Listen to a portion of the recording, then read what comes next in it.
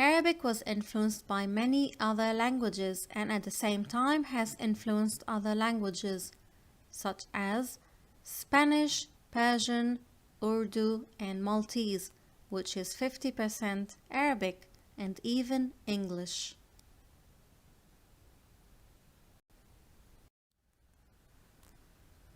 Some words in English are actually of Arabic origin, such as sukkar, which became sugar, or qutn, which became cotton, or al-kuhul, which became alcohol, or Sahra, which became Sahara.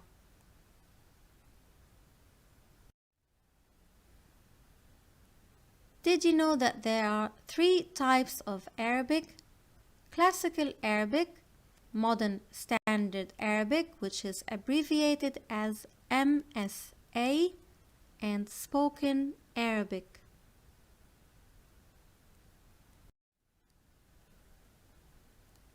Classical Arabic is nicknamed as Fusha or eloquent speech and is mainly for religious use, such as reading the Quran and Hadith or other religious purposes, and it's mainly a written language and it's not spoken.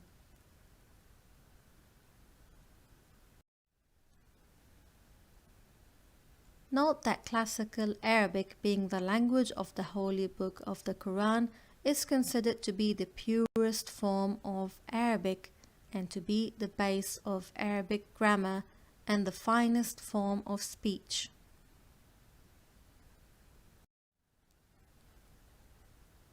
Modern Standard Arabic, which is abbreviated as MSA, is also nicknamed Fusha or eloquent speech. And as the name suggests, it's easier and more modern, where the vocabulary has been expanded to include modern terms, and case endings have been largely dropped, and it's widely used by all Arabs.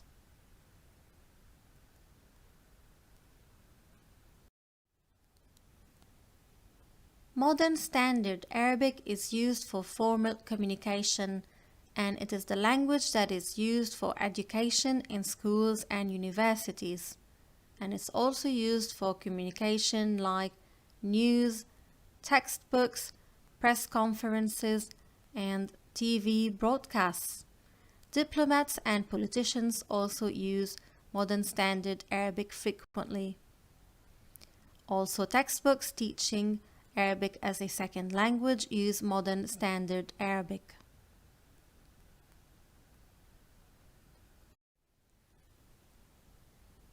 So, spoken Arabic is also referred to as colloquial Arabic, and it's the language naturally used for everyday conversation. However, it varies greatly from region to region, country to country, and even within the same country.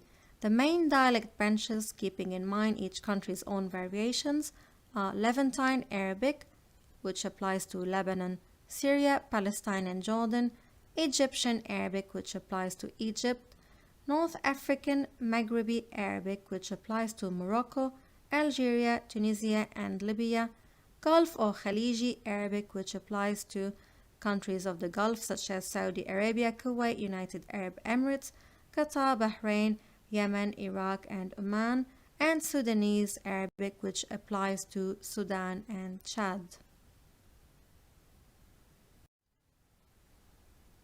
So we can say that Arabic dialects are a continuum where the closer the geographical location, the most likely that people will understand each other, of course taking into consideration the element of exposure through media, the internet, and globalization.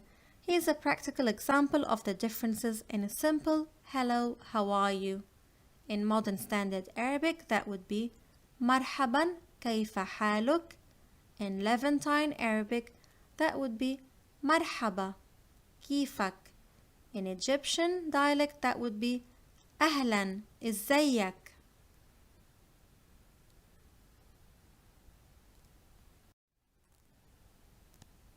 I will provide you with more examples so you can tell the difference between modern standard Arabic and spoken Arabic. Any textbook that you would see in Arabic would most likely be in modern standard Arabic. Receipts that you get, for example, in a restaurant or any form of bills, they would be in modern standard Arabic. Any formal letters or business emails would be in formal modern standard Arabic. Newspapers and magazines would be in modern standard Arabic. If you watch the news, it's most likely going to be in modern standard Arabic. However, any other type of daily conversation or communication with people would involve spoken Arabic, such as ordering a taxi, that would be in the spoken dialect of that country, or ordering food in a restaurant, or buying something, or any other type of conversation.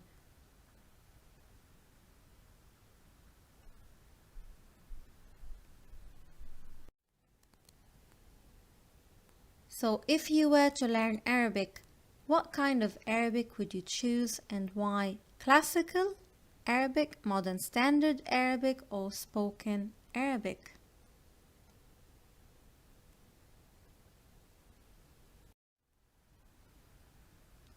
There is no clear answer for the question, and it all depends on the individual's needs and goals. Some people prefer classical Arabic for religious purposes, and others prefer modern standard Arabic because they need it for academic or business purposes, while others simply need spoken Arabic because they'd like to converse with the natives of a certain country, so they choose to study that typical dialect.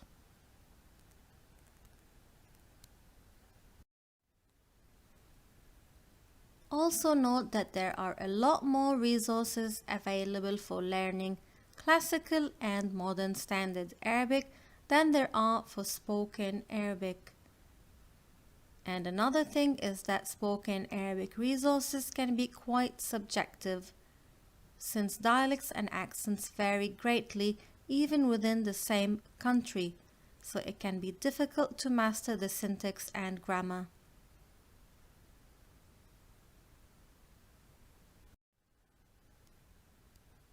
Many Arabic schools and Arabic teachers recommend that learners study modern standard Arabic at first to get a firm grip on the alphabet, reading and writing, and on grammar, and then move on to study a spoken dialect of a certain country at some stage or after.